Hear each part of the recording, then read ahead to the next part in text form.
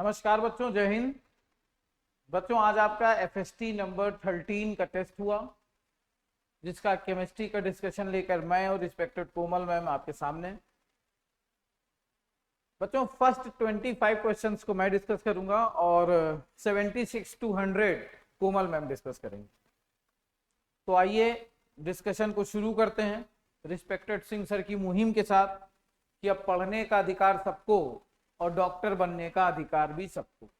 बच्चों, इस मिशन के तहत आप सब लोग जानते हैं हर पेपर का डिस्कशन आपके सामने हो रहा है, रैपिड फायर सेशंस हो रहे हैं और डेली सबसे पहले नीट से संबंधित अपडेट आपको मिल रहा है। तो चलिए शुरू करते हैं एफएसटी नंबर 13 केमिस्ट्री का डिस्कशन। सबसे पहला क्वेश्चन आपके सामने आयनाइजेशन एनर्जी का ऑर्डर पूछ रहा है। तो देखिए, आयनाइजेशन एनर्जी का जो ऑर्डर होता है, तो आयनाइजेशन एनर्जी में हम सब लोग जानते हैं कि जनरली लेफ्ट टू राइट जाने पर आयनाइजेशन एनर्जी डिक्रीज होती है। जनरली बोल रहा हूं, है ना, वो स्टेबिलिटी वाला कॉन्सेप्ट तो आपको पता ही है। ऊपर से इंक्रीज होती है। क्या होता है? इंक्रीज होती है, क्योंकि जेड इफेक्टिव रिप्रेजेंटेटिव में जो है वो इंक्रीज हो जाता है। ठीक है, और इसमें ऊपर से नीचे जाने पर आयनाइजेशन एनर्जी डिक्रीज होती है, क्योंकि नंबर ऑफ शेल जो है वो इंक्रीज हो जाता है। जनरली बोल रहा हूं, बार बार ये बात क्लियर कर दूं, ऑलवेज ना मान लेना, है ना। तो अब यहां पर देखिए आपसे क्या कहते हैं, के और Na है, तो Na और K में Na ऊपर होता है, K नीचे होता है, तो ऊपर से नीचे जाने पर आयनाइजेशन एनर्जी क्या होती है? डिक्रीज होती है। तो आयनाइजेशन एनर्जी किसकी ज्यादा होगी? सोडियम की आयनाइजेशन एनर्जी ज्यादा होगी पोटेशियम से। तो सोडियम की आयनाइजेशन एनर्जी पोटेशियम से ज्यादा किसमें है? इसमें भी है, इसमें भी है। और सोडियम की ज्यादा, इसमें पोटेशियम की ज्यादा है, तो पोटेशियम की ज्यादा है तो गलत हो गया, पोटेशियम की ज्यादा है तो गलत हो गया। तो या तो पहला ऑप्शन होना है या तो दूसरा ऑप्शन होना है। इस तरह से कर सकते हैं हम लोग। ध्यान से देखिए, अब देखिए क्या कह रहा है।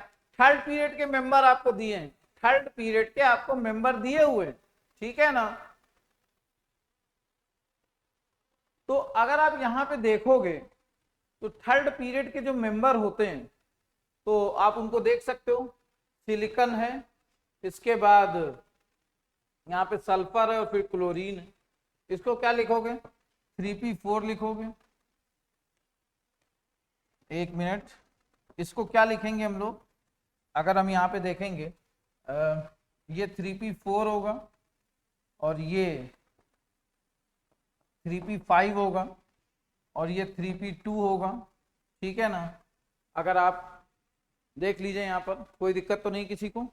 अब लेफ्ट टू राइट जाने पर आयनाइजेशन एनर्जी तो इंक्रीज हो रही है, तो आयनाइजेशन एनर्जी इंक्रीज हो जाएगी। यहाँ पर कोई हाफ फील्ड वाला कॉन्फ़िगरेशन तो है नहीं, तो सबसे ज्यादा Cl की होगी, फिर सल्फर की होगी, और फिर जो है अगर हम यहाँ पे देखेंगे सबसे ज्यादा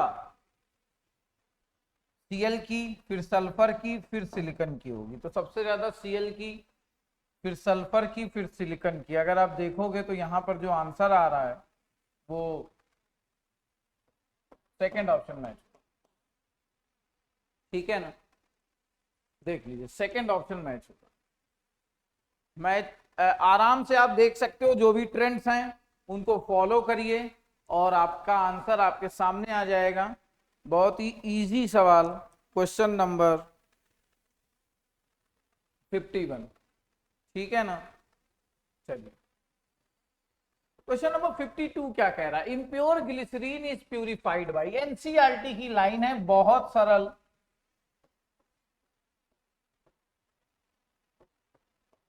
वैक्यूम डिस्टिलेशन की बात हो रही है।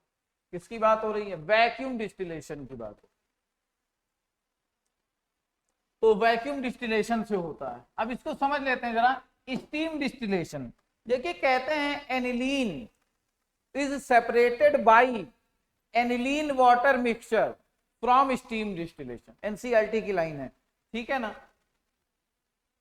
सिंपल डिस्टिलेशन एक होता है, फ्रैक्शनल डिस्टिलेशन। देखो, जब सफिशिएंट डिफरेंस होता है बॉइलिंग पॉइंट में तो हम लोग स्टीम डिस्टिलेशन को प्रेफर करते हैं।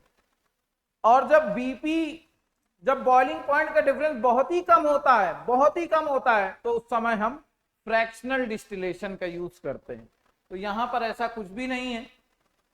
तो इम्प्योर ग्लिसरीन प्यूरिफाई होती है वैक्यूम डिस्टिलेशन के द्वारा। हम जाएंगे ऑप्शन नंबर 3 के साथ। फिर से एक सरल सवाल था, आगे चलते हैं। वेंट ऑफ फैक्टर आई के बारे में बात कर रहा है, तो नंबर ऑफ आयंस देख लीजिए। तो अगर नंबर ऑफ आयंस आप देखोगे तो उससे सारी चीजें आपको कहीं ना कहीं क्लियर हो जाएंगी। तो number of ions went of factor Hg2Cl2 के लिए नंबर ऑफ आयंस कितने हो जाएंगे? 2 Cl हो जाएंगे और ये एक इसका हो जाएगा, तो 3 आयंस हो जाएंगे। अब आपको देखना है कि NaCl में कितने आयन है। NaCl में, तो NaCl में Na प्लस होगा और Cl माइनस होगा, तो आयंस यहाँ 2 है। Na2SO4 में 2 Na प्लस होगा और एक सल्फेट होगा, तो यहाँ आयन 3 है ना। यहाँ Al3 प्लस होगा और 3 नाइट्रेट हो रहे हैं, तो यहाँ पे 4 हो जाएंगे टोटल आयंस। और यहाँ पे 2Al3 प्लस है और 3 सल्फेट है, तो यहाँ टोटल आयंस 5 हो जाएंगे। तो आपसे कह रहा है Hg2Cl2 में, Hg2Cl2 में अगर आप देखोगे तो कितने आयन जो हैं वो, तो Hg2 2 प्लस और 2Cl माइनस है, तो टोटल आयन यहाँ कितने थे? 3 आयन थे। तो 3 आयन देखिए किसमें मैच हो रहे हैं, तो 3 आयन सिर्फ और सिर्फ मैच हो रहे हैं Na2SO4 में। आप चाहो तो लिख सकते हो Hg2 2 प्लस और 2Cl माइनस। समझ पा रहे हैं? ठीक है, तो यहाँ पे 3 आयन थे। अब 3 आयन देखिए किससे मैच हो रहे हैं, तो 3 आयन सिर्फ Na2SO4 से मैच हो रहे हैं। I will go with option number second in question number 53। ठीक है, चलिए क्वेश्चन नंबर 54 की बात कर रहा है। क्या है क्वेश्चन नंबर 54? आपको ध्यान देना है। कहता था 4 terminal BH bond are not 3C2E 3 central 2 electron bond. देखिए B2S6 डाइबोरेन की जब बात करते हैं तो एक स्पेशल बॉन्ड बनता है जिसको पूरा संसार बनाना बॉन्ड के नाम से जानता है। क्या होता है मैं बना के भी दिखा दे रहा हूं आपको, आप सब लोग जानते हो। यहां पर ये इसके लिए हो जाएगा, ये बोरॉन का इलेक्ट्रॉन है, ये हाइड्रोजन का है, और ये हाइड्रोजन इधर लगे हुए हैं, सब टर्मिनल हाइड्रोजन है ना। तो ये इस तरह से होता है। ठीक है, ये 3 सेंटर 2 इलेक्ट्रॉन है, और ये जो होते हैं ये वाले बॉन्ड, ये 2 सेंटर 2 इलेक्ट्रॉन। ये वाले कैसे होते हैं? 2 सेंटर 2 इलेक्ट्रॉन। और ये वाले कैसे हैं? ये वाले हैं 3 सेंटर 2 इलेक्ट्रॉन। ठीक है, इसी तरह नीचे बन जाता है। तो अब यहां पर ये आपसे कह रहा है द 4 टर्मिनल BH बॉन्ड, ये जो किनारे वाले बॉन्ड है, आर नॉट 3 सेंट्रल 2 इलेक्ट्रॉन। बिल्कुल सही बात है। ये कैसे हैं? 2 सेंट्रल 2 इलेक्ट्रॉन बॉन्ड। ये कैसे बॉन्ड है? 2 सेंटर। देखो एक बोरॉन है, एक हाइड्रोजन है, और एक बॉन्ड को बनाने के लिए कितने इलेक्ट्रॉन? 2, तो 2 सेंटर हो गए, 2 इलेक्ट्रॉन हो गए। ठीक है ना, तो ये बात हो गई। दूसरा, द 4 टर्मिनल हाइड्रोजन एटम्स, ये and the 2 bridge boron lie in same plane. देखिए बोरॉन बोलना चाहिए, यहाँ पे इन्होंने क्या बोल दिया है? Bridge boron. ब्रिज बोरॉन नहीं है, यहाँ पे ये ब्रिज हाइड्रोजन होते हैं जो एबव और बिलो द प्लेन हो रहे हैं। ठीक है ना, एबव और बिलो द प्लेन। तो यहाँ पे जो ये ब्रिज शब्द आ गया, गलत हो गया। ये स्टेटमेंट कैसा हो गया है? गलत हो गया है, ब्रिज शब्द नहीं था। ठीक है, तो ये आप देख सकते हो कि यहाँ पे पहला स्टेटमेंट जो है वो बेटा ठीक है, लेकिन अगर आप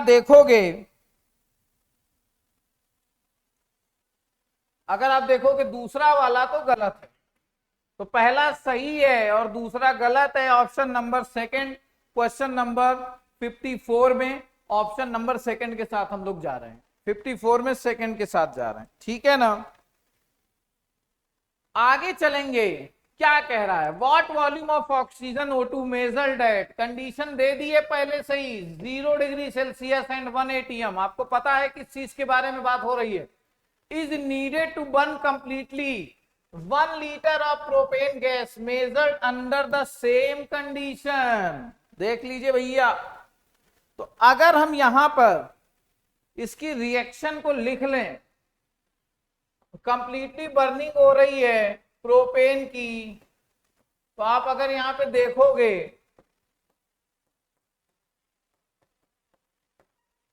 ठीक है, तो ये 5 हो जाएंगे, 5 मोल। तो ऐसे बोल सकते हैं 1 मोल प्रोपेन 5 मोल ऑक्सीजन से रिएक्शन कर रहा है, ठीक है ना। अगर इसको वॉल्यूम के टर्म्स में लिखें, कंडीशन मेंशन कर दी गई है, तो ये 1 वॉल्यूम होगा, ये 5 वॉल्यूम हो जाएगा, है ना। और ये 4 वॉल्यूम CO2 और 4 वॉल्यूम H2O दे रहा है, ठीक है। अब इसी को अगर ये कह रहा है 1 लीटर, तो ये 1 लीटर है, तो बेटा ये कितना हो जाएगा, सीधे सीधे ये 5 लीटर हो जाएगा, ठीक। तो स्टोइकियोमेट्री के बेसिक से ये क्वेश्चन आ रहा है, देख लीजिए, कहीं कोई दिक्कत तो नहीं है, बहुत फंडामेंटल बात है। What volume of oxygen measured eight 0 degree Celsius and 1 atm is needed to burn completely 1 liter of propane gas under the same conditions, ठीक है। तो वॉल्यूम रिलेट कर रहा था, तो वॉल्यूम हमने निकाल लिया, मोल होता मोल निकाल लेते, अमाउंट होता अमाउंट भी निकाल लेते, क्योंकि बैलेंस रिएक्शन के लिए स्टोइकियोमेट्री एक वरदान है, ठीक है।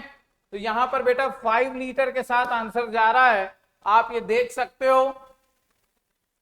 Second option will be the correct for question number 55।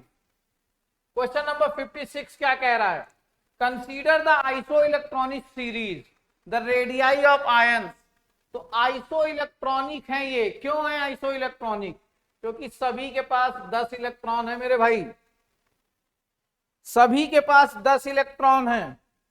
और अगर सभी के पास 10 इलेक्ट्रॉन हैं, तो सभी के पास 10 इलेक्ट्रॉन है, आइसो इलेक्ट्रॉनिक स्पीसीज हैं। और मैंने कहा आपसे कई बार कि for iso electronic species, iso electronic species के लिए जो साइज होता है वो एटॉमिक नंबर के इनवर्सली प्रोपोर्शनल होता है। जो साइज होता है वो एटॉमिक नंबर के इनवर्सली प्रोपोर्शनल होता है, समझ में आ रहा है। जो साइज होता है वो एटॉमिक नंबर के इनवर्सली प्रोपोर्शनल होता है, आप देख लीजिए, ठीक है ना। तो ऐसे भी कह सकते हैं जैसे निगेटिव चार्ज बढ़ेगा साइज बढ़ेगा, है ना, ये तो हम लोग पढ़ते ही हैं। तो जो साइज का ऑर्डर हो जाएगा वो सबसे ज्यादा होगा O2 माइनस के लिए, फिर F माइनस के लिए, फिर Na प्लस के लिए, फिर Mg2 प्लस के लिए। जैसे जैसे निगेटिव बढ़ेगा साइज बढ़ता ही जाता है, कई बार हम लोगों ने डिस्कस किया है। तो यहां पर भैया थर्ड ऑप्शन के साथ हम लोग जाना चाह रहे हैं क्वेश्चन नंबर 56 में। We will go with option number third. एक एक बात क्लियर हो रही होगी मुझे उम्मीद है। चलिए आगे चलते हैं। क्वेश्चन नंबर हम बात करने जा रहे हैं 57 की। तो 57 की अगर हम बात करेंगे तो कह रहा है which of the following is most reactive towards addition of HBr। देखिए एडिशन ऑफ HBr जो होता है वो EAR रिएक्शन है, इलेक्ट्रोफिलिक एडिशन रिएक्शन हो रही है, ठीक है ना। और कहते हैं कि जो रिएक्टिविटी होती है, जो रिएक्टिविटी ऑफ EAR होती है वो डायरेक्टली प्रोपोर्शनल होती है स्टेबिलिटी ऑफ कार्बोकैटायन के, स्टेबिलिटी ऑफ कार्बोकैटायन के। तो जो कार्बोकैटायन यहाँ पर सबसे ज्यादा स्टेबिलिटी को शो करेगा वो इसका करेक्ट आंसर हो जाएगा। प्रोपीन 2,3 डाइमेथाइल ब्यूटीन ब्यूटूइन, ये जो है ये तीनों ही EAR रिएक्शन देती हैं, जबकि बेंजीन इलेक्ट्रोफिलिक एडिशन रिएक्शन नहीं देती है। ये कैसी रिएक्शन देती है, ESR रिएक्शन देती है। कैसी, इलेक्ट्रोफिलिक सब्स्टिट्यूशन रिएक्शन देती है। तो अगर हम अब अपने पास कौन कौन से ऑप्शन बच रहे हैं, अपने पास पहला, दूसरा और तीसरा बच रहा है। तो आइए वन बाई वन इसको चेक करके देख लेते हैं कि कौन कौन से ऑप्शन जो है वो अपने लिए बिल्कुल सही है। तो सबसे पहले प्रोपीन की बात करें अगर हम, उसके बाद हम बात कर रहे हैं 2,3 डाइमेथाइल ब्यूटेन की। अब आप ध्यान से, और इसके बाद क्या है, ब्यूटूइन। अभी हाइड्रोजन लगा के बैलेंस कर लीजिएगा, उसमें कोई बहुत बड़ा विषय नहीं है, ठीक है। अगर आप देखोगे अब इसमें तो ये माइनस ये प्लस, ठीक है, ये माइनस ये प्लस, ये माइनस ये प्लस। अब जरा ध्यान से समझना है एडिशन ऑफ HBr में, यहां पर कार्बोकैटायन देखो ये कैसा बन रहा है, एक इधर कार्बन, एक इधर, एक इधर, ये टर्शरी कार्बोकैटायन बन रहा है। कैसा कार्बोकैटायन बन रहा है, टर्शरी कार्बोकैटायन। ये कैसा बन रहा है, ये सेकेंडरी बन रहा है। कैसा बन रहा है, सेकेंडरी, ठीक है ना, और इधर वाला भी सेकेंडरी। तो कार्बोकैटायन कौन ज्यादा स्टेबल होता है, सेकेंडरी की टर्शरी? बट ऑब्वियस है सेकेंडरी की तुलना में टर्शरी कार्बोकैटायन ज्यादा स्टेबल होता है, ठीक है ना। तो ये आप देख सकते हो, यही तो है 2,3 डाइमिथाइल ब्यूटीन, यही तो है। ध्यान से देख लीजिए, अगर आप इसमें हाइड्रोजन लगा दोगे, हाइड्रोजन लगा दोगे तो ये जो है यही तो है, ठीक। देख लीजिए कहीं कोई दिक्कत तो नहीं है। तो सेकंड ऑप्शन के साथ हम लोग चले जाएंगे, है ना। देख लीजिए कोई प्रॉब्लम तो नहीं है किसी को, फंडामेंटल है बिल्कुल। आगे चलें, चलिए। तो यहां पर बेटा पहला, दूसरा, तीसरा EAR रिएक्शन दे रहा है, और EAR की रिएक्टिविटी स्टेबिलिटी ऑफ कार्बोकैटायन पे डिपेंड करती है। 2,3 डाइमेथाइल ब्यूटीन टर्सरी कार्बोकैटायन बना रहा है, जो ज्यादा स्टेबल है औरों से, सेकेंडरी और प्राइमरी से, ठीक है ना। जबकि बेंजाइन, जो बेंजीन है, बेंजीन EAR देती नहीं है, ये ESR देती है, इलेक्ट्रोफिलिक सब्स्टिट्यूशन रिएक्शन दे रही है। तो यहाँ पे ऑप्शन क्या हो जाएगा, सेकंड ऑप्शन। 58 क्या कह रहा है, tick the statement which is not true about nucleic acid, not true about nucleic acid. देखिए क्या कह रहा था, hydrolysis of DNA produces beta D 2 deoxyribose. देखिए जो कंप्लीट हाइड्रोलिसिस होती है वो आपको देती है beta D 2 deoxyribose, phosphoric acid adenine, ठीक है ना। और कहते हैं कि जो पार्शियल हाइड्रोलिसिस होती है वो देती है डीऑक्सी एडिनोसिन और फास्फोरिक एसिड, ठीक है ना। इसके बाद देखिए क्या कह रहा है, तो ये तो ठीक स्टेटमेंट है, क्या देती है, बीटा डी 2 डीऑक्सीराइबोज, बिल्कुल ठीक बात है। The hydrolysis of RNA produces thymine, तो ये जो है गलत बात है, ये यूरेसिल देता है। क्या देता है, यूरेसिल देता है, ठीक है। तो बेटा दूसरा ही कैसा हो गया, इनकरेक्ट हो गया, दूसरा ही कैसा हो गया, इनकरेक्ट हो गया, ठीक है। देखिए तीसरा क्या कह रहा है, molecular mass of nucleotide is greater than a nucleoside, बिल्कुल ठीक बात है। Nucleotide are joined together by phosphodiester linkage, सब लोग जानते हो इसको, ठीक है, टू फॉर्म डाई न्यूक्लियोटाइड, ये भी बिल्कुल सही है। तो यहां पर भैया सेकंड ऑप्शन जो है वो बिल्कुल सही माना जाएगा, hydrolysis of RNA produces uracil होना चाहिए, ठीक है। चलिए बहुत बढ़िया, तो सेकंड हो गया 58 का। 59 क्या कह रहा है, lowest bond order is present in. देखिए ऑक्सीजन के लिए O होता है और बॉन्ड ऑर्डर इसका 2 हो जाता है। H2 के लिए H सिंगल बॉन्ड H होता है, बॉन्ड ऑर्डर 1 हो जाता है। N2 के लिए N ट्रिपल बॉन्ड N हो जाता है, बॉन्ड ऑर्डर 3 हो जाता है, ठीक है ना। तो ये जो है, अब He2 जो है ये नोबल गैस अपने डायटोमिक फॉर्म में होता ही नहीं है। क्यों नहीं होता है, क्योंकि इनका बॉन्ड ऑर्डर 0 होता है। सर हम कैसे माने 0 होता है, प्रूफ कर दीजिए। आइए देखते हैं, He2 में टोटल इलेक्ट्रॉन कितने हैं, 4 इलेक्ट्रॉन है। तो ये जो है इस तरह से बॉन्डिंग एंटी बॉन्डिंग वाले टर्म्स हम लिख रहे हैं। अब बॉन्ड ऑर्डर का जो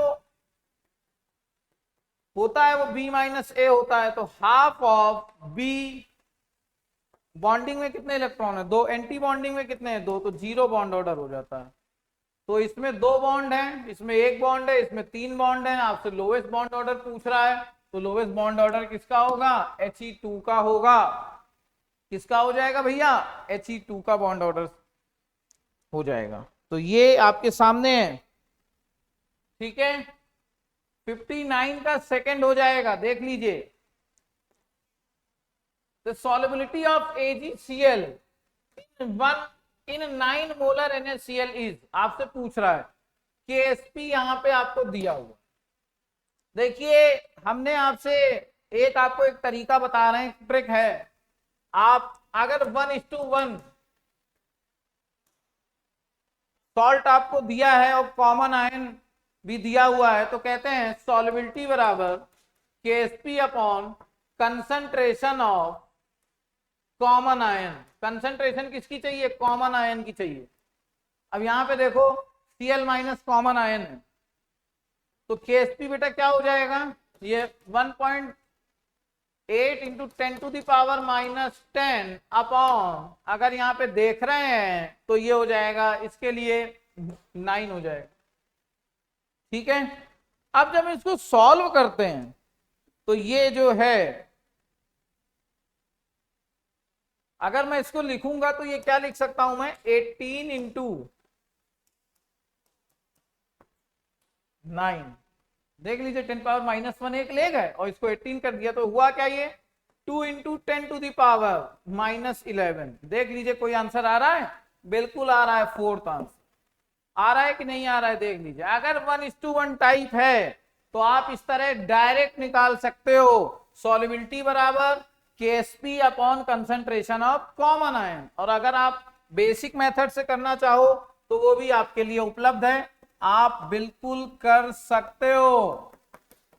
इसके लिए सॉल्युबिलिटी S है और इसके लिए क्या हो जाएगी? S, और ये कितनी है? 9 दी है ना। तो अब इसके लिए KSP क्या हो जाएगी बेटा? अगर आप देखोगे Ag प्लस के लिए और फिर Cl माइनस के लिए सॉल्युबिलिटी, तो अब S जो है वो छोटा होगा 9 की तुलना में बहुत, तो उसको हम निगलेक्ट कर देंगे इस केस में। तो इसके लिए तो सॉल्युबिलिटी S रहेगी, लेकिन इसके लिए S निगलेक्ट हो जाएगा ना निगलेक्ट। और अगर निगलेक्ट हो जाएगा तो ये क्या बचेगा? ये 9 बचेगा। तो अब KSP हो गया। अब यहां से सॉल्युबिलिटी क्या हो गया? KSP अपॉन 9, और KSP कितना दिया हुआ था? 1.8 इंटू 10⁻⁻10 अपॉन 9। सॉल्व करोगे यही आ जाएगा। दोनों तरीके मैंने आपको बता दिए हैं, देख लीजिए भाई। S यहां निगलेक्ट कर देंगे, ठीक है।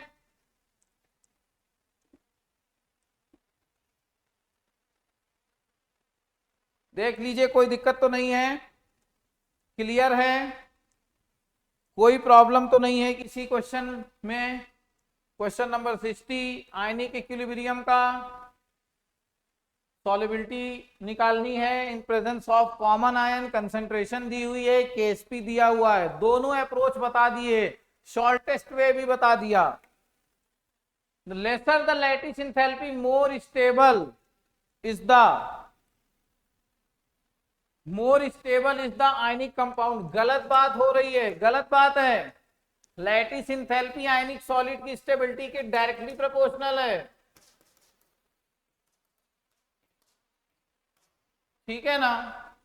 The lattice enthalpy is greater for the ions highest charge and smaller radii। बिल्कुल सही है। लैटिस इंथैल्पी पहले Q1 Q2 पे डिपेंड करेगी, और जब ये सेम हो जाएगा तो लैटिस इंथैल्पी साइज के इनवर्सली प्रोपोर्शनल होती है। तो बात वही लिखी हुई है। तो ये दूसरा स्टेटमेंट बिल्कुल ठीक है, पहला स्टेटमेंट जो है वो गलत हो रहा है।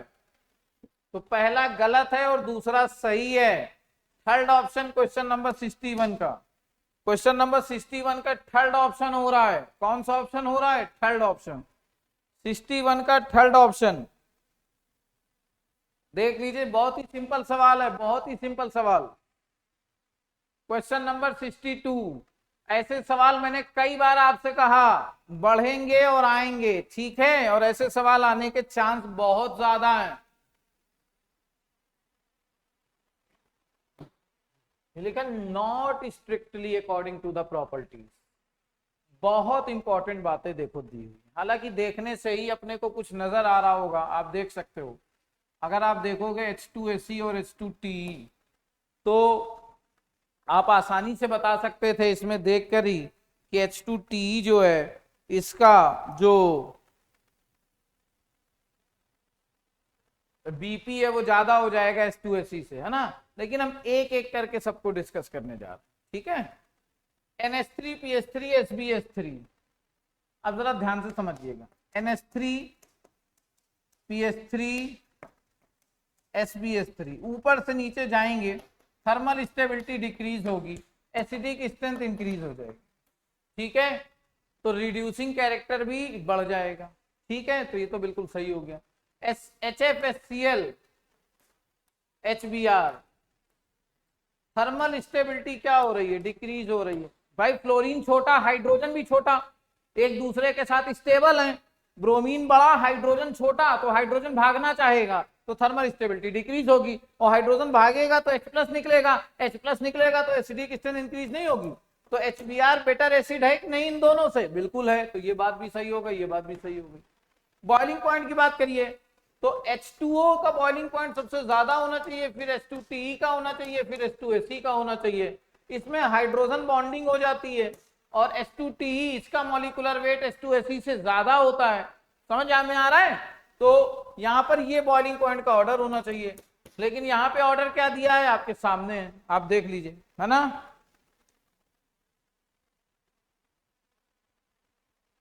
और इसी तरह ऑक्सीडाइजिंग कैरेक्टर का ये ऑर्डर जो दिया है ये भी बिल्कुल ठीक दिया हुआ है। SO2 से ज्यादा सेलेनियम के ऑक्साइड का, फिर टेलुरियम के ऑक्साइड का ऑक्सीडाइजिंग कैरेक्टर होता है, ऊपर से नीचे जाने पर इंक्रीज हो जा रहा है, ठीक है।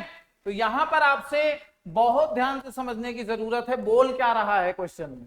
कभी कभी हम सही लगा देते हैं, इसलिए कभी भी ऐसा क्वेश्चन आए तो जहां पे नॉट लिखा हो वहां पहले उसमें एक सर्किल बना लिया करिए, जिससे आपके लिए आसानी रहे, ठीक है। आपके लिए क्या रहे, आसानी रहे। तो ये बहुत जरूरी बात थी जो मैंने आपसे डिस्कस करी है। तो हम लोग इसमें ऑप्शन कौन सा होगा बेटा, ऑप्शन थर्ड हो जाएगा इनकरेक्ट, फोर्थ नहीं है, थर्ड है, ठीक है। H2TE वाला जो है इसका बीपी इससे ज्यादा होता है, तो ऑप्शन थर्ड जो है वो बिल्कुल सही हो जाएगा, ठीक। ये इनकरेक्ट है, इनकरेक्ट यहां पे पूछा है, बाकी तीनों कैसे हैं बेटा, करेक्ट है।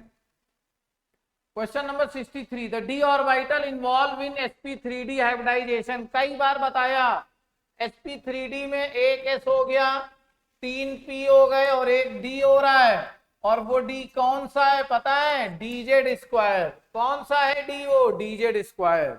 dz² में नोडल प्लेन नहीं है, ठीक है। dz² definite shape, dz² involve होता है, ये मैंने आपको बताया हुआ है, ठीक है, कई बार सेशंस में।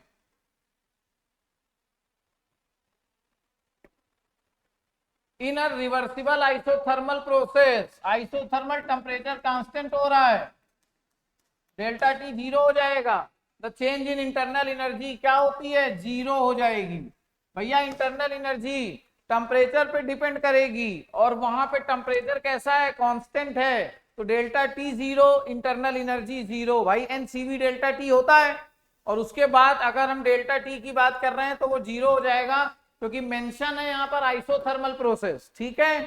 तो ये क्या हो जाएगी वैल्यू, 0। तो पॉजिटिव होगी गलत, निगेटिव होगी गलत, बोथ गलत, नन ऑफ दिस के साथ जाएंगे। ऑप्शन नंबर 4 किसके साथ जा रहे हैं, ऑप्शन नंबर 4, क्वेश्चन नंबर 64 में देख लीजिए, कोई दिक्कत तो नहीं है। आगे चलें, चलिए आगे देखिए क्या आ रहा है। आइसोमेरिज्म का सवाल आपकी स्क्रीन पर है, अगर आप देखोगे तो यहां पर अगर आप देखोगे तो देखने से ही आपको लग रहा है नॉन टर्मिनल फंक्शनल ग्रुप के बारे में बात हो रही है। नॉन टर्मिनल फंक्शनल ग्रुप हमेशा शो करते हैं मेटामेरिज्म। क्या शो करते हैं, मेटामेरिज्म। तो मेटामेरिज्म तो यहां पर है ही है, लेकिन ध्यान से देखो जो CO की पोजीशन है, ध्यान से समझने की जरूरत है। ये जो CO की पोजीशन है क्या वो सेम है कि डिफरेंट है, तो आप कहोगे बिल्कुल डिफरेंट है, ठीक है ना। ये तीसरे पर आ रही है, इधर से दूसरे पर आ रही है, तो ये पोजीशन भी है। तो पोजीशन यहाँ पे position isomerism also, position isomers also, समझ में आ रहा है। आप देख सकते हैं नॉन टर्मिनल फंक्शनल ग्रुप मतलब जो किनारों पे नहीं है ना, जैसे ईथर हो गया, कीटोन हो गया, ये जो है ये मेटामेरिज्म शो कर रहे हैं और करते हैं। और इसमें यहां पर ध्यान से देखिए जो CO की पोजीशन है, जो नंबरिंग है वो भी डिफरेंट है, तो इसलिए यहां पर पोजीशन आइसोमेरिज्म भी है। इसके लिए तीसरा कार्बन आ रहा है और इसके लिए देखिए सेकंड लास्ट, अगर इधर से चलेंगे तो दूसरा आ रहा है, ठीक है ना। तो इस तरह से पोजीशन और मेटा दोनों हो जाएगा। तो फोर्थ ऑप्शन के साथ जाएंगे क्वेश्चन नंबर 65 में, 65 में फोर्थ ऑप्शन के साथ जाएंगे। क्वेश्चन नंबर 66 के बारे में बात कर रहा है, 66 के बारे में बात कर रहा है। ध्यान से देखो CO और N दिया है, मतलब अमाइड के बारे में जिक्र है, यहाँ पर अमाइड के बारे में जिक्र है। अब अमाइड तो सब में लगा है सर, ऐसे काम चलेगा नहीं। चलिए देखते हैं भाई, नहीं चलेगा तो। अब N से क्या जुड़ा है, N से मेथाइल जुड़ा है, N से एथाइल जुड़ा है। ABCD में पहले क्या आता है, एथाइल आता है, तो पहले हम लिखेंगे N एथाइल, फिर लिखेंगे N मेथाइल, है ना, N एथाइल, N मेथाइल। अब देखिए इससे जुड़ा क्या है बेटा, इससे साइक्लोहेक्सेन जुड़ा हुआ है, साइक्लोहेक्सेन, साइक्लोहेक्सेन। और देखो ये क्या है, ये सीधे रिंग से जुड़ा हुआ है, तो इसका नाम हो जाएगा कार्बोक्सामाइड। क्या नाम हो जाएगा, कार्बोक्सामाइड, ठीक है। अब ये साइक्लोपेंटेन तो है ही नहीं, गलत बात है। N ethyl, N methyl, cyclohexane, carboxamide, बिल्कुल ठीक बात। ये सीधे रिंग से जुड़ा हुआ था, ठीक है ना, तो यहाँ पे नाम क्या होगा, कार्बोक्सामाइड। ये सारी चीजें आपको बताई गई हैं। तो 66 का पहला आंसर हो जाएगा, 66 का क्या होगा, पहला आंसर हो जाएगा, देख लीजिए। क्वेश्चन नंबर 67 क्या कह रहा है, select the anion which is weakest conjugate base. देखिए एक बात है, स्ट्रॉन्गेस्ट एसिड जो होगा उसका कॉन्जुगेट बेस वीकेस्ट होगा। तो अगर हम इन सभी के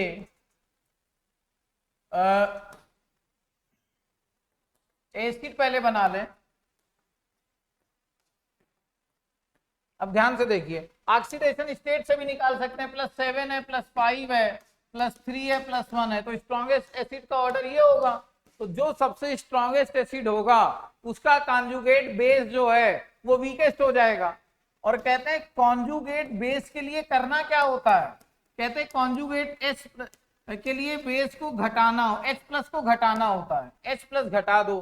तो HClO4 इन सब में कैसा है, स्ट्रॉन्गेस्ट एसिड है, तो इनका जो कॉन्जुगेट बेस होगा वो वीकेस्ट होगा। तो वो कॉन्जुगेट बेस इसका होगा क्या, तो कहते हैं H+ घटाओ इसमें, तो क्या बचेगा, ClO4- बचेगा। तो ClO4- जो है वो इसका कॉन्जुगेट बेस होगा और इन चारों में वीकेस्ट होगा, क्योंकि इसका जो एसिड होता है वो स्ट्रॉन्गेस्ट होता है, ठीक है ना। ये बात हम लोग बहुत अच्छे से जानते हैं। तो पहला जो है वो आपके सामने हो जाएगा, ठीक। देख लीजिए, कोई दिक्कत तो नहीं है, बहुत सिंपल सवाल है, बहुत ही आसान। चलिए आगे चलना चाह रहे हैं। In Dumas method for estimation of nitrogen, 0.25 gram of organic compound gave 40 ml of nitrogen calculated at 300 kelvin temperature and 725 pressure. If the, इसको हटा दीजिए, इफ द एक्वस टेंशन आपको दिया है तो परसेंटेज ऑफ नाइट्रोजन आपसे पूछ रहा है। तो देखिए ड्यूमास मेथड में मैंने आपसे कहा था कंबाइंड गैस इक्वेशन लगाइए सबसे पहले, और वो है P - P1 times V1 upon T1 is equal to P2 V2 upon T2। ये STP के कंडीशंस हैं P2 V2 और T2 की। तो प्रेशर देखिए सर आपको कितना दिया हुआ है, अगर यहाँ पर प्रेशर की बात हो रही है 725, P1 क्या है, एक्वस टेंशन है, कितना दिया हुआ है, आप कहोगे 25, V1 कितना दिया है, अगर आप कहोगे 40 ml, T1 कितना दिया है 300 केल्विन, और इधर आ जाओ P2 आप सब जानते हो 760 mm हो जाएगा इस TP के लिए, V2 अपने को निकालना होता है, और T2 होगा 0 डिग्री सेल्सियस मतलब 273 केल्विन। देख लीजिए कोई दिक्कत तो नहीं है। अब जब इसको सॉल्व करेंगे तो क्या आएगा, 700 into 40 upon 300 is equal to 760 V2 upon 273। तो यहाँ पे अगर आप देखोगे तो 0 से 0 कटा, 0 से 0 कटा, और एक 0 से ये 0 कट गया। देख लीजिए तो जो यहां से सॉल्व करते हैं हम, तो जो V2 फाइनली आता है वो V2 आता है 7644 अपॉन 228, और सॉल्व होके V2 आता है 33.5 ml। सॉल्व होके बेटा V2 क्या आता है, 33.5 ml।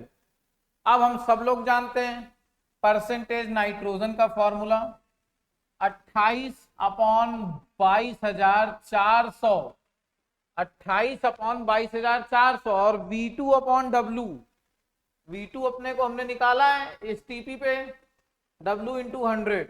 अब आप यहाँ पे अगर वैल्यू रख दो सबकी, तो 28 अपॉन 22,400 इंटू V2 कितना आया 33.5, और W कितना है 0.25 इंटू 100 कर देंगे। जब इसको हम सॉल्व करते हैं तो फिर से मैं वही कहूंगा, 0 से 0 कैंसिल हो गया, और इसको जब हम मल्टीप्लाई करेंगे तो ऊपर आएगा 938 938, और नीचे आएगा 56। सॉल्व करने पर 16.75% के आसपास आंसर आ रहा है, 16.75 के आसपास आंसर आ रहा है। मीन्स नियर अबाउट हम बोल सकते हैं 16.76%। तो आंसर यहाँ पे सेकंड हो जाएगा क्वेश्चन नंबर 68 का, 68 का सेकंड हो जाएगा। क्या हो जाएगा, सेकंड हो जाएगा। If the combustion of 4 gram of methane liberates 5 kilocalorie of heat, तो हीट ऑफ कंबशन आप मीथेन आपसे पूछ रहा है, तो हीट ऑफ कंबशन क्या है, अमाउंट ऑफ एनर्जी रिलीज है 1 मोल के लिए, ठीक है ना, 1 मोल के लिए हमें देखना होता है। तो अगर मैं यहां पर रिएक्शन लिख रहा हूं तो सीधा सीधा क्या बन जाएगा, आप देख सकते हो CO2 plus 2 moles of water, ठीक है, और डेल्टा एच तो माइनस होता ही है। मोस्ट ऑफ द रिएक्शंस के लिए जो कंबशन होती है उनके लिए डेल्टा एच माइनस होता है। दुनिया में 3 रिएक्शन ऐसी होती हैं कंबशन की जिनके लिए डेल्टा एच प्लस होता है, ठीक है, वो आप जानते होंगे, N2O NO F2 वाली। खैर यहाँ पे कुछ और पूछ रहा है, हमें चाहिए क्या, heat of combustion of methane. तो ये तो 1 मोल के लिए डिफाइन है, कितने मोल के लिए डिफाइन है, 1 मोल के लिए, और 1 मोल में कितने ग्राम है मीथेन के, तो हम जानते हैं मोल बराबर मास अपॉन मॉलिक्यूलर मास। तो 4 के लिए दिया है तो हम देख लेते हैं एक बार। तो मोल 1 था, मास हमें चाहिए था, और मोलर मास 16 है, तो मास हमें 16 ग्राम के लिए पता चल जाए, बात वही है ना। तो ये 4 ग्राम के लिए, 4 ग्राम के लिए कितनी लिबरेट कर रहा है, 5 किलो कैलोरी। तो 1 ग्राम के लिए कितना करेगा, 5/4, तो 16 ग्राम के लिए कितना करेगा, 5/4 इंटू 16, तो ये आ जाएगा 20 किलो कैलोरी लिबरेट कर रहा है, मतलब माइनस में होगा। तो डेल्टा एच क्या हो जाएगा, -20 किलो कैलोरी। क्या कोई ऑप्शन है, बिल्कुल है सेकंड ऑप्शन। और ऐसे भी कर सकते थे, 1 मोल के लिए चाहिए था, अब जरा ऐसे ही समझो, 4 ग्राम है तो 4 ग्राम में कितने मोल होंगे, 0.25 मोल के लिए कितना रिलीज कर रहा है, 5 किलो कैलोरी। तो 1 के लिए कितना करेगा, इंटू 4 कर दो, वो भी सही है। तो चाहे ऐसे कर लो चाहे वैसे कर लो, आप देख लीजिए, ठीक है, डायरेक्ट कर सकते थे आप। ये तो हमने पूरा डिटेल फॉर्म में आपको बता दिया है, जिससे आपको कोई दिक्कत ना हो किसी तरह की। देख लीजिए कोई प्रॉब्लम तो नहीं है, क्रिस्टल क्लियर है। हीट ऑफ कंबशन का जिक्र आपसे पूछा, देख सकते हैं।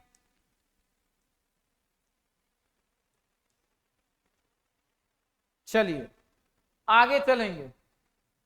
इक्विलिब्रियम कंडीशन को कौन सा ग्राफ बता रहा है आपसे पूछ रहा है, तो बहुत ही सिंपल बात। देखिए कहता है जो रेट ऑफ फॉरवर्ड रिएक्शन है वो रेट ऑफ बैकवर्ड रिएक्शन के इक्वल हो जाता है। ठीक है, तो इसमें तो इक्वल नहीं हो रहा है, बढ़ घट रहा है, तीसरे वाले में इक्वल हो रहा है। रेट ऑफ फॉरवर्ड रिएक्शन बराबर रेट ऑफ बैकवर्ड रिएक्शन, ये रेट है और ये टाइम है। ये इक्विलिब्रियम पॉइंट होता है, और ये इक्विलिब्रियम स्टेट कह सकते हैं। ठीक है ना, क्या कह सकते हैं, इक्विलिब्रियम स्टेट कह सकते हैं। देख लीजिए थर्ड ऑप्शन बेटा बता रहा है PbI4 डज नॉट एग्जिस्ट। देखिए PbI4 जो होता है ये तुरंत टूटना चाह रहा है PbI2 में, और ये I2 दे देगा। अब जरा ध्यान से समझना है, PbI4 की जब हम बात करते हैं तो PbI4 यहाँ +4 में है और यहाँ पे +2 में है। Pb +4 में कैसा होता है, लेस स्टेबल होता है। कैसा होता है, लेस स्टेबल होता है। Pb2+ में कैसा होता है, मोर स्टेबल होता है। सर ऐसा क्यों होता है, तो बता दे रहा हूं, क्योंकि यहाँ पे लग जाता है इनल्ट पेयर इफेक्ट। मैं एक लाइन बोलता हूं हमेशा याद रखना, lowest member prefer lower oxidation state. ठीक है ना, इनल्ट पेयर इफेक्ट के लिए। तो अपनी फैमिली में अगर हम देखें, जिनकी स्टडी हम करते हैं उनकी बात कर रहे हैं, नहीं कि इनके भी नीचे चले जाओ। तो अगर हम इनकी बात करते हैं तो इसमें सबसे नीचे यही आ रहा है, फ्लेरोवियम भी आता है, लेकिन जिनकी स्टडी हम करते हैं मैं उनकी बात कर रहा हूं। तो ये या तो +4 करेगा या तो +2 करेगा। तो मैंने लाइन क्या बोली, lowest member prefer lower oxidation state for stability. तो Pb+2 के साथ ही स्टेबल होगा, इसके s इलेक्ट्रॉन इनल्ट हो जाते हैं। ठीक है ना, अब जरा ध्यान से देखना है यहां पर, ये तो बात बिल्कुल ठीक है। और आपको एक बात यहां समझनी है, देखो Pb+4 से +2 में जा रहा है, मोर स्टेबल हो रहा है। तो ये यहाँ पे कैसा वर्क कर रहा है, ये यहाँ पे ऑक्सीडाइजिंग एजेंट का काम कर रहा है। कैसा काम कर रहा है, ऑक्सीडाइजिंग एजेंट का काम कर रहा है। ध्यान से देख लीजिए, है ना, यहाँ पे कैसा काम कर रहा है, ऑक्सीडाइजिंग एजेंट का काम कर रहा है। और अगर हैलोजन में हम बात करें रिड्यूसिंग पावर की, तो I- का ज्यादा हो जाता है Br- से, Cl- से। ठीक है ना, तो यहां पर अगर हम आपसे बात करते हैं कि iodine is not a reactive element, ये तो गलत बात है। अब यहाँ पे दो स्टेटमेंट में बच्चों को कंफ्यूजन होगा, दूसरे और तीसरे में। Pb4 is less stable then Pb2, बिल्कुल ठीक बात है, इनल्ट पेयर इफेक्ट की वजह से। Pb4 is oxidizing and I- strong reducing agent. यहाँ पे दो बातें अप्लाई हो रही हैं, यहाँ पर एक बात अप्लाई हो रही है। ठीक है ना, तो बेटर ऑप्शन सेकंड होगा, क्योंकि ऑक्सीडाइजिंग अगर ये है तो है क्यों, क्योंकि +4 से +2 में जा रहा है। ठीक है ना, स्टेबिलिटी को गेन करा रहा है, उसकी वजह से ही ऑक्सीडाइजिंग नेचर शो कर रहा है। तो ये बेटर ऑप्शन है यहाँ पर, क्वेश्चन नंबर 71 में सेकंड ऑप्शन। ठीक है ना, अगर वो जाता ही ना तो ऑक्सीडाइजिंग हमें देखना है यहाँ पर।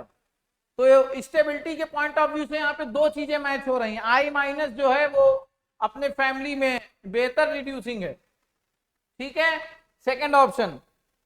क्वेश्चन नंबर 72 क्या कह रहा है, ध्यान देना है।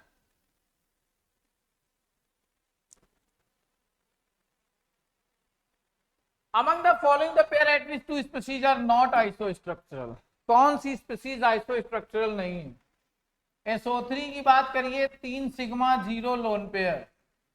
sp2 हाइब्रिडाइजेशन है, नाम है ट्राइगोनल प्लेनर।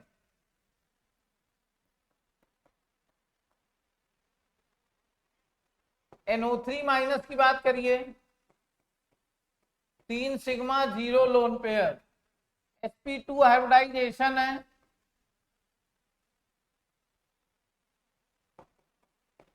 ट्राइगोनल प्लेनर, ठीक है ना। कह रहा आर नॉट आइसोस्ट्रक्चरल, तो ये तो आइसोस्ट्रक्चरल है भैया, तो ए तो है आइसोस्ट्रक्चरल, तो जहां पे ए हो वहां पे काट दो पहले। ऐसे ऐसे ही करते हैं क्वेश्चन। आप क्या करते हो, आप एक एक निकालते हो। हमने पहले देख लिया कि ये आइसोस्ट्रक्चरल है, तो जहां जहां है पहले वो ऑप्शन काट दिया। मेरी बात समझ पा रहे हो? तो अब आप देख सकते हो, अब तो खैर निकालना ही पड़ेगा यहाँ। मान लो ए किसी और में होता है, कट जाता है, एक बचता आंसर। इस तरह से भी करने की अप्रोच आपकी होनी चाहिए। IO3+ की बात कर रहा है, 3 सिग्मा है, और यहां पर अगर आपसे कह रहा है 3 सिग्मा, साथ में चले गए 6 0 lone pair, trigonal planar. XgO3 की बात कर रहा है, 3 सिग्मा 1 लोन पेयर आएगा, यहाँ पे sp3 हाइब्रिडाइजेशन आएगा, ठीक है ना, पिरामिडल हो जाएगा। तो ये तो आइसोस्ट्रक्चरल नहीं है बिल्कुल। BH4 माइनस को देखो, 4 sigma 0 lone pair hybridization sp3 tetrahedral, क्या हो रहा है, टेट्राहेड्रल हो रहा है। SF4 की बात कर रहे हैं, 4 sigma 1 lone pair sp3d hybridization, और ज्योमेट्री होती है सी, ये जो शेप होता है इसका शेप सीसॉ होता है ना, फोल्डेड स्क्वायर होता है, और डिस्टॉर्टेड टेट्राहेड्रल होता है। इसके 3 नाम मैंने बताए हैं। तो ये भी और ये भी दोनों, ये कैसे हैं, ये आइसोस्ट्रक्चरल नहीं है। इधर आ जाइए, PF6 माइनस की बात कर रहा है sigma 0 lone pair sp3d2 octahedral की बात कर रहा है, और SBS5 की बात अगर हम कर रहे हैं तो ये 5 sigma 0 lone pair sp3d hybridization, trigonal bipyramidal. तो ये भी बेटा जो है आइसोस्ट्रक्चरल नहीं है। तो BCD आइसोस्ट्रक्चरल नहीं है, आप ये देख सकते हो, ठीक है ना। BCD आइसोस्ट्रक्चरल नहीं है, ये आप यहाँ पे देख सकते हो। क्वेश्चन नंबर 72 का 4th होगा, क्वेश्चन नंबर 72 का 4th होगा, देख लीजिए, कोई दिक्कत तो नहीं है। बहुत ही बेसिक्स से आपको एक एक बात बताई जा रही है, देख लीजिए फिर से। सबसे पहले हमने हाइब्रिडाइजेशन निकाली, जैसे ही हाइब्रिडाइजेशन निकल आई आगे की बातें नोटिस कर ली। SO3 और NO3 माइनस ट्राइगोनल प्लेनर हो रहे थे, हाइब्रिडाइजेशन सेम थी, सिग्मा लोन पेयर भी सेम आ रहे हैं, बाकी सब में वो चीजें डिफरेंट हैं, वो आप देख सकते, देख लीजिए। स्क्रीनशॉट लेना है स्क्रीनशॉट ले लीजिए। फिर से एक बात बताना चाह रहा हूं, SF4 को पढ़ के जाना, सीसॉ शेप, डिस्टॉर्टेड टेट्राहाइड्रल, और एक नाम और बताया फोल्डेड स्क्वायर, ये 3 नाम इसके होते हैं, इनमें से कोई एक नाम पूछा जा सकता है। तो यहाँ पे BCD जो है नॉट आइसोस्ट्रक्चरल हैं। 4th ऑप्शन के साथ जाएंगे क्वेश्चन नंबर 72 में। एल्युमिनियम की रिएक्शन NaOH से हो रही है, क्या बनेगा, साथ में हाइड्रोजन बनता, तो एल्युमिनियम जो है इसके साथ रिएक्शन करता है जब, तो ये बनाता है सोडियम टेट्राहाइड्रोक्सी। क्या बनाता है, सोडियम टेट्राहाइड्रोक्सी एल्यूमिनेट, और साथ में H2 बना देता है, ठीक है ना। तो ये सोडियम टेट्राहाइड्रोक्सी अगर हम बात करें तो NaAlOH, अब टेट्रा है तो 4 देखो यहाँ पर ये दिया हुआ है, ठीक है, और प्लस H2 बन जाएगा। तो ये तो आपका X हो गया, ये क्या हो गया, X है ये, क्या है ये X है। अब दूसरा क्या कह रहा है B2H6 की एक्सेस अमोनिया से, तो बोराजीन इनऑर्गेनिक बेंजीन बन जाती है B3N3H6, B3N3H6। अब एनसीईआरटी में ये नहीं दिया हुआ है, ठीक है ना, इनऑर्गेनिक बेंजीन का जिक्र है। अगर आप पुरानी बुक में देखोगे तो आपको ये मिल जाएगा, ठीक है, देख लीजिए। तो इनऑर्गेनिक बेंजीन ये दिया है और आपको एक्स ये दिया। तो क्वेश्चन नंबर 73 की जब हम बात कर रहे हैं तो 73 में ऑप्शन होगा सेकंड, आपके सामने है, देख लीजिए, कहीं कोई दिक्कत तो नहीं है, कोई परेशानी तो नहीं है, ठीक है। चलिए आगे चलते हैं, क्वेश्चन नंबर बात करेंगे 74 की। क्या कह रहा है question number 74? The common oxidation state exhibit by group 14 elements are +4 and +2। देखिए मैंने आपसे बताया जैसे ये जो 3 मेंबर हैं ये +4 और +2 शो करते हैं, बिल्कुल सही। ये +2 क्यों करते हैं? क्योंकि यहां पर एक इफेक्ट आता है, इनल्ट पेयर इफेक्ट। तो ये सेंटेंस बिल्कुल सही है।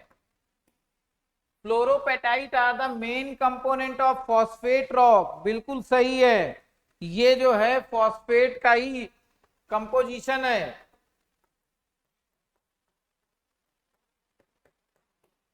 ठीक है। From arsenic to bismuth only a small increase in covalent radii is observe, बिल्कुल सही बात है। ऊपर से नीचे जाने पर साइज बढ़ता है और एनसीईआरटी में आपको वैल्यू नहीं याद करनी है। ये है 121 पिकोमीटर, ये है 148 पिकोमीटर। तो पिकोमीटर की वैल्यू भी हमने लिख दी है, हालांकि आपको याद नहीं रखना है, आपको ये पता होना चाहिए इंक्रीज होता है, ठीक है। तो क्या इंक्रीज हो रहा है? बिल्कुल सही हो रहा है, और कोई बहुत नहीं है, पिकोमीटर में है, ठीक है। तो दूसरा भी सही है और तीसरा भी सही है। ट्राई एथाइल फॉर्म में दिया हुआ है फास्फोरस के, और आर्सेनिक के लिए ये दिए हुए हैं ट्राइफेनाइल आर्सेनिक। तो यहां पर जो है क्या ये दिया है can not act as ligand, गलत बात है, ये नॉट नहीं होना चाहिए, ये लिगेंड के रूप में यूज किए जाते हैं, ठीक है ना।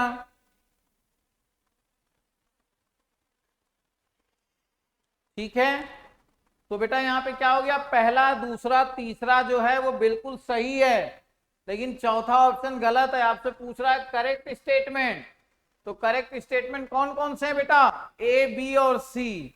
फोर्थ वाला जो है ये लिगेंड के रूप में यूज होते हैं, आपको कॉम्प्लेक्स में नेमिंग में सिखाया गया है, ठीक है ना, कॉम्प्लेक्स में यूज हो रहे हैं, नॉन क्लासिकल फॉर्म में, ठीक है। तो कौन कौन सा सही है? पहला, दूसरा और तीसरा। क्वेश्चन नंबर 74 का थर्ड ऑप्शन हो रहा है। चलिए क्वेश्चन नंबर 75 क्या कह रहा है? आपको रिएक्शन दी हुई है, केसी इसके लिए दिया है 2 × 10⁻³ at a given time the composition of reaction mixture ABC। एक समय बाद इनका कंसंट्रेशन सबका क्या हो गया? सेम हो गया।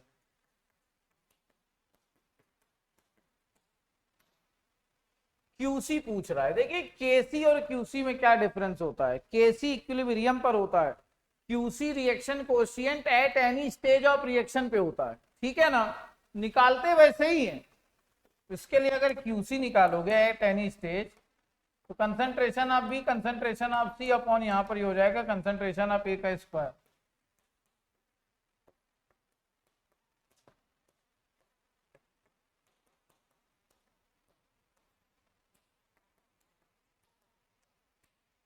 अब ये स्क्वायर है, अब ये तो कैंसिल हो जाएगा, सीधे 1 आ रहा है।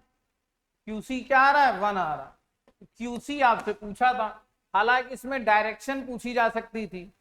तो अगर हम हमेशा बताते हैं केसी ज्यादा है क्यूसी से तो फॉरवर्ड डायरेक्शन, Kc कम है Qc से तो बैकवर्ड बराबर है तो इक्विलिब्रियम। तो यहाँ पे Qc ज्यादा है तो रिएक्शन कहाँ जाएगी, बैकवर्ड जानी चाहिए। ठीक है, रिएक्शन बैकवर्ड जाएगी। खैर यहाँ पे ये पूछा ही नहीं है, आपसे सिर्फ Qc की वैल्यू पूछी थी, तो Qc की वैल्यू सिर्फ 4th ऑप्शन में है, यहाँ पर क्वेश्चन नंबर 75। तो बेटा ये लीजिए, आपके फर्स्ट 25 क्वेश्चन हमने आपको डिस्कस कर दिए हैं। मुझे उम्मीद है आपको ये डिस्कशन अच्छा लगा होगा। कुछ क्वेश्चंस जो थे वो पुरानी एनसीईआरटी के हैं, है ना, तो मैंने उनको एक एक बात मैंने उनकी आपको बता दी है। मुझे उम्मीद है आपको वो समझ में भी आए होंगे। इसके बाद बेटा 76 to 100 question respected Komal ma'am discuss करेंगी। तो मैम के साथ डिस्कशन को आगे बढ़ाइए और बहुत कुछ हमेशा की तरह सीखते रहिए। मुलाकात होगी फिर किसी अगले सेशन में। फिलहाल मैम के साथ सेशन को आगे बढ़ाइए। थैंक यू बच्चों। So hello everyone, welcome you all on your favorite channel New Light Meet and this is your host and दोस्त कोमल गुप्ता। तो फ्रेंड्स, आप कर चुके हैं 51 से लेके 75 तक के क्वेश्चन के डिस्कशन स्वप्निल सर के साथ। आगे के डिस्कशन 76 ऑनवर्ड्स हम आपको बताएंगे आपके करेक्ट आंसर्स। पहला क्वेश्चन लिखा हुआ है, calculate the molarity of a solution containing 5 grams of NaOH in 450 ml of solution. तो यहाँ पर मोलैरिटी का क्वेश्चन दिया गया है और मोलैरिटी का बहुत ही सिंपलेस्ट फॉर्मूला आपको पता है, दैट मोल पर लीटर, है ना। कितने मोल्स 1 लीटर में प्रेजेंट है, ये आपकी मोलैरिटी। अब मोल हमें पता नहीं है तो हम मोल की जगह पर वेट अपन मॉलिक्यूलर वेट रख सकते हैं। और साथ ही यहाँ पर ये लीटर में ना देके ml में दिया गया है। अगर ml में दिया गया है तो हम क्या कर सकते हैं, इसको हम 1000 से ऊपर डिवाइड कर देंगे। अब नाउ वॉल्यूम इन ml, यहाँ पर आपको क्या करना है, वैल्यूज पुट करनी है। ग्राम दिए गए हैं 5, मॉलिक्यूलर मास अगर हम बात करें तो 40 NaOH का, यहाँ आ गया 1000 एंड वॉल्यूम दिया गया है 450। आपको ये सॉल्व करना है, ठीक। कैलकुलेशन है बहुत ही छोटी सी, चलो सॉल्व करते हैं। यहाँ से हमने ये कट किए और ये गया, आपका बचा ऊपर के पोर्शन में 50/4 इंटू 45, ये आ जाएगा 50 और ये 180, 5/18 आ जाएगा। आप इसको जब आप सॉल्व करेंगे तो ये अप्रोक्स 0.2 के आसपास का आएगा। और मेरे पास एक ही क्वेश्चन दिया गया है आंसर, ऑप्शन नंबर सेकंड में 0.278, ये आएगी molarity of the solution. Next question की बात करते हैं, विच of the following name reaction not involve in formation of aldehyde group. Aldehyde group के लिए कौन सी रिएक्शन इनमें से नहीं वर्क करती है। तो यहाँ पर देखिए प्रिंटिंग मिस्टेक, ये इटार्ड लिखा हुआ है। इटार्ड रिएक्शन हमें पता है कि इससे हम एल्डिहाइड की प्रिपरेशन करते हैं। Gattermann coach reaction is for the aldehyde, aldehyde बनता है यहाँ से। रोजनमुंड से भी हम नेमिंग रिएक्शन पढ़ते हैं, एल्डिहाइड की प्रिपरेशन करते हैं। बट अगर मैं क्लीमेंसन की बात करूं तो क्लीमेंसन रिडक्शन में carbonyl compound is get converted into alkenes, यहाँ पर एल्केन्स बनते हैं, यहाँ पर एल्केन्स बनते हैं। इसका मतलब है कि ये प्रॉपर्टी है एल्डिहाइड की, ना कि प्रिपरेशन। तो third will be the answer.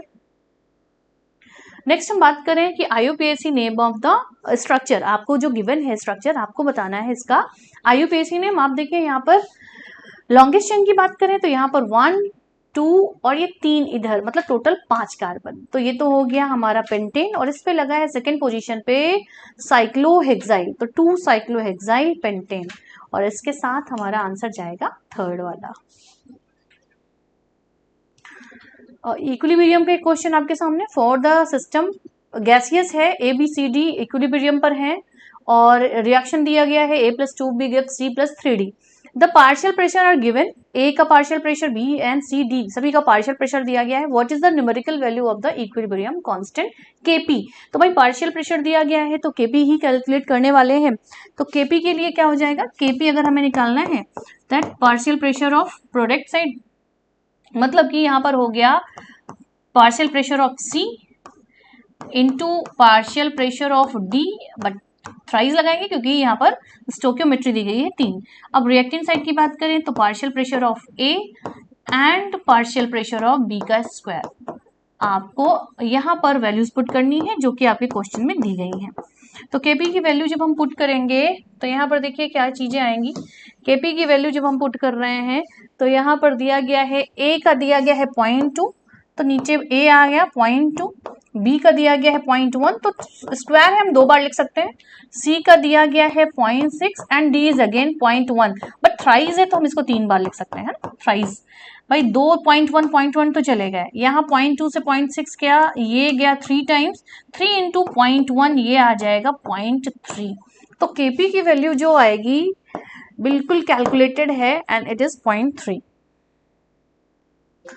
Next चलते हैं body of mass 10 milligram. Okay यहाँ पर मिलीग्राम लिखा हुआ है, is moving a velocity of 100 metre per second, the wavelength of the de Broglie wave associated with it. मतलब कि यहाँ पर आपको डी ब्रोगली की वेवलेंथ पूछी गई है which is based on a single formula. हमें पता है कि lambda is equals to h/mc या v दिया गया है तो h/mv। यहाँ पर वैल्यू पुट कर लेते हैं। प्लैंक्स कांस्टेंट 6 अराउंड 6 ले लेते हैं, 6.63 इंटू 10 की पावर माइनस 34 जूल सेकेंड। और यहाँ पर हमारे पास दिया गया है मास 10 मिलीग्राम। अच्छा मिलीग्राम को हम किलोग्राम में ले जाएंगे MKS यूनिट में, क्योंकि मीटर पर सेकेंड में वेलोसिटी दी गई है। तो हम यहाँ पर कर देंगे 10 की पावर माइनस 6 से multiplication and yes of course हमारे पास दिया गया है 100। ठीक, अब यहाँ पर देखिए सिर्फ कैलकुलेशन और वो भी पॉइंट्स का। हम इसको नीचे की वैल्यू को क्या लिख सकते हैं, हम 6.63 इंटू 10 की पावर माइनस 34, और ये अगर 6 ऊपर जाए तो प्लस में 6, और ये 3 जीरो, 2 इधर और 1 ये इधर, अगर ये ऊपर जाए तो माइनस 33। अगर आप कैलकुलेशन करोगे तो ये आएगा 6.63, ये 3 गए बचे 3, इसका मतलब है माइनस 31, ये आ जाएगा आपका वेवलेंथ। तो गिवन है। अच्छा यहाँ पर सारे ऑप्शंस के जो न्यूमेरिक वैल्यू है वो सेम है, पावर्स में अंतर है, तो पावर्स में यहाँ पर आ रहा है माइनस 31। नेक्स्ट चलते हैं which is the correct order of K value of the given compound. K a value मतलब कि dissociation constant for an acid. तो मुझे पता है कि के ए वैल्यू उसकी ज्यादा जिसकी एसिडिक कैरेक्टर ज्यादा होगी। के value is associated with acidity. अब बात करें तो मुझे यहाँ पर कुछ दिख रहे हैं कार्बोक्सिलिक एंड कुछ दिख रहे हैं पीरियोडिक एसिड। एसिड की बात करें तो ऑर्गेनिक एसिड दिया गया है सबसे ज्यादा कार्बोक्सिलिक एसिड। तो एसिडिक स्ट्रेंथ के आर्डर अगर हम देख लें तो एसिडिक स्ट्रेंथ सबसे ज्यादा हो जाएगा हमारा 3rd। अब बात करते हैं ये पीरियोडिक एसिड, और ये देखो ये तो कॉन्जुगेट बेस है ना, बेस है, जबकि एसिडिक तो सबसे लीस्ट तो इसी को हो जाना है क्योंकि यहाँ पर बेस दिया गया है। अब हम बात करें इनकी तो CH4, अगर पीरियोडिक एसिड की बात करें तो मीथेन के बाद अगर हम एक ही पीरियड की बात करें तो NH3, H2O और HF। और हमें पता है कि एसिडिक स्ट्रेंथ का ऑर्डर होता है कुछ ऐसा, तो इसका मतलब वाटर की ज्यादा, second is greater then first. तो 3rd, 2nd, 1st and 4th। हम जाएंगे सेकेंड ऑप्शन के साथ, राइट। चलिए, identify allylic as well as secondary alcohol. कहते हैं कि एलाइलिक क्या होता है, हम कहते हैं कि डबली बॉन्डेड सिस्टम के बाद अगर एक कार्बन हो और उस पर कोई भी ग्रुप हो तो हम उसको बोलते हैं अलाइलिक। तो एलाइलिक अल्कोहल। और 2 डिग्री होने के लिए अल्कोहल को क्या चाहिए कि ये एटलीस्ट उस कार्बन से जुड़े जो दोनों तरफ से कार्बन से जुड़ा हो, ये 2 डिग्री कार्बन पे लगा हो। ऐसा स्ट्रक्चर कहाँ देखने को मिल रहा है, पहले वाले में देखते हैं। तो पहले वाले में हमारे पास अलाइलिक है, देख लेते हैं। ये डबली बॉन्डेड सिस्टम, इस कार्बन पर OH होता तो एलाइलिक होता, इसका मतलब नहीं है। यहाँ पर तो ये विनाइल है, यहाँ पर देखेंगे तो हाँ ये डबली बॉन्डेड कार्बन और उसके बाद एक कार्बन पे जुड़ा है OH और साथ ही ये 2 डिग्री भी है। 3rd will be the answer. Phenol can not be form in, कहते फिनॉल इनमें से किसमें नहीं बनेगा। पहला है क्लोरोबेंजीन, NaOH और STP। अगर हम डाउस प्रोसेस की बात करें, अच्छा देखिए क्लोरोबेंजीन की बात करते हैं तो कहते हैं ये सब्स्टिट्यूशन रिएक्शन NSR रिएक्शन नहीं देते, लेकिन कुछ कंडीशंस हैं टेम्परेचर और प्रेशर की, जब हम क्या कर सकते हैं डाउस प्रोसेस की बात करते हैं और फिनॉल बनाते हैं, लेकिन वहां पर टेम्परेचर ज्यादा चाहिए। यहाँ STP पे रूम टेम्परेचर स्टैंडर्ड टेम्परेचर पर ये रिएक्शन नहीं होगी, तो फिनॉल यहाँ से नहीं मिलने वाला है। ये डाउस प्रोसेस जैसा रिजेंबल कर रहा है, बट डाउस प्रोसेस में टेम्परेचर की वैल्यू अलग होती है। नेक्स्ट सोडा लाइम की बात करें तो डिकार्बोक्सिलेशन करा देगा, है ना। अगर डिकार्बोक्सिलेशन करा दिया तो ये CO2 मॉलिक्यूल हट जाएगा, बिल्कुल फिनॉल बचेगा हमारे पास, तो फिनॉल तो बन जाएगा। कह रहे कहाँ से नहीं बनेगा, पहले वाले से नहीं बन रहा है। नेक्स्ट जो लिखा है अगर आप देखो तो ये है आइसोप्रोपाइल बेंजीन, मतलब क्यूमीन। क्यूमीन की हमने एयर का ऑक्सीडेशन कराया, याद करिए कि क्यूमीन हाइड्रोपेरोक्साइड बनता था एज अ इंटरमीडिएट। हाइड्रोलिसिस के बाद हमारे दो स्ट्रक्चर आते थे, एक आता था फिनॉल और एक बनता था एसीटोन, दोनों ही बनते थे। और अच्छी बात ये थी कि वहां एक लाइन लिखी है कि एसीटोन भी अच्छा प्रोडक्शन देती है जैसा फिनॉल। लास्ट डाइजोनियम सोल्ट, हम पहली रिएक्शन में ये डाइजोनियम सॉल्ट बनेगा, और दूसरा जब हम डाइजोनियम सॉल्ट को गर्म करेंगे पहले स्टेप में बनेगा N2Cl, और N2Cl को जब हम वार्म वाटर के साथ रिएक्ट कराएं तो ये क्या कर लेता है, ये बनाता है फिनॉल। तो यहां से भी फिनॉल बन जाएगी। इसका मतलब है पहली रिएक्शन से फिनॉल नहीं बनेगा, रेस्ट जितनी भी रिएक्शन दी गई उनसे फिनॉल बनाना पॉसिबल है। नेक्स्ट आते हैं quantum number of 5 electrons are given below, arrange them in the order of increasing energy. Increasing energy और एनर्जी निकालने के लिए हमें N+L रूल देखना पड़ेगा, और अगर N सेम है तो उसकी एनर्जी ज्यादा, जिसके लिए N की वैल्यू ज्यादा, प्रिंसिपल क्वांटम नंबर की वैल्यू ज्यादा होगी। तो पहला देखते हैं 4 + 2, ये हो गया 6, 5 यहाँ पर फिर से 5, अगेन 5 एंड 3 एंड 1 4। तो इंक्रीजिंग मतलब सबसे छोटा लिखना है पहले, तो 4 के साथ सबसे छोटा हो गया ये। अब देखिए यहाँ पर दो ऐसे स्ट्रक्चर हैं जिनमें N और L बिल्कुल एग्जैक्ट सेम है, वो है B और D। देखिए N = 3, N = 3, L2 N L2, इसका मतलब B और D बराबर होने वाले हैं। इसके बाद अगर हम देखें तो ये हो गया C, एंड सबसे लास्ट सबसे ज्यादा एनर्जी वाला हो गया हमारा A। ऐसे स्ट्रक्चर देखिए कहाँ दिया गया है, BDCA फर्स्ट में दिया गया है, ठीक है, इंक्रीजिंग ऑर्डर। तो यहाँ पर साइन में देखना कुछ डिक्रीजिंग में सेम वैल्यू दी गई है, गलत हो जाएगा। The mass of CaO that shall be obtained by heating 20 gram of 50% pure limestone. Limestone की बात करें तो कैल्शियम कार्बोनेट, डिकम्पोजिशन करा देते हैं, कैल्शियम ऑक्साइड और CO2 मिल जाएगा। स्टोकियोमेट्री भी यहाँ पर बैलेंस्ड है, तो हम यहाँ देखें कि अगर मेरे पास 100 ग्राम, क्योंकि मॉलिक्यूलर मास इसका 100 ग्राम से हमारे पास मिल रहा है 56 ग्राम, ये बैलेंस रिएक्शन की स्टोकियोमेट्री है। और हमसे पूछा गया है CaO के बारे में, तो CO2 के बारे में बात नहीं करते। तो भाई कहा कि 20 किलोग्राम है, लेकिन प्योरिटी कितने है 50%, इसका मतलब कितना 10 किलोग्राम ही है ये प्योर CaCO3। तो 100 का पता है, 10 का निकालना है, स्टोकियोमेट्री यूनिटरी मेथड निकालेंगे कि 10 ग्राम CaCO3 gives 56 gram of CaO।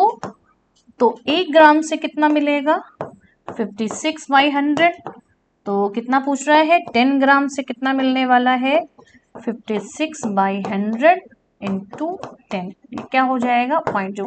अगर आप चाहते तो ऐसे भी कर लेते कि 100 में 56 है तो 10 में वहां पर 5.6 आ जाएगा, तो 5.6 किलोग्राम फर्स्ट ऑप्शन के साथ जाएंगे।